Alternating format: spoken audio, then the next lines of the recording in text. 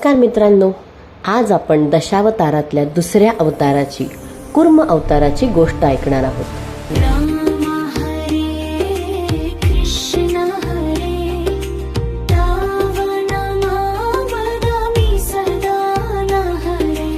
ही सुद्धा सत्ययुगातली गोष्ट आहे।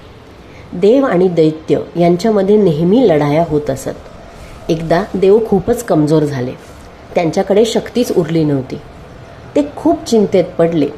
तेव्हा सगळे देव मिळून भगवान विष्णूंकडे गेले आणि म्हणाले, हे प्रभू, आम्हाला पुन्हा शक्ती कशी मिळेल? विष्णूंनी त्यांना एक उपाय सांगितला।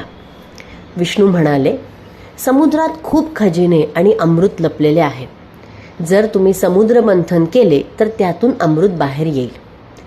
पण समुद्र इतका मोठा होता की तो ढवळायला मोठा पर्वत हवा होता। मग देव आणि दैत्यांनी मंदार पर्वत समुद्रात टाकला आणि दोरीसाठी वासुकी नाग वापरला। त्यानंतर सुद्धा एक मोठी अडचण आली। मंदार पर्वत समुद्रात बुडू लागला।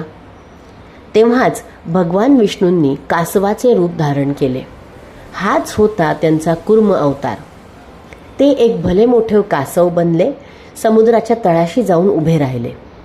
मंदार पर्वत त्यांनी आपल्या पाठीवर उचलून धरला। आता पर्वत स्थिर झाला आणि सर्व दैत्यांना आणि देवांना समुद्र मंथन सुरू करता आले। समुद्र मंथनातून अनेक मौल्यवान वस्तू आणि शेवटी अमृत सुद्धा बाहेर पडले। अशा प्रकारे कूर्म अवताराने देवांना पुन्हा शक्ती मिळाली आणि जगात संतुलन टिकून राहिले। मंदाना चला धरना है तो देवासुर परिपलना भो।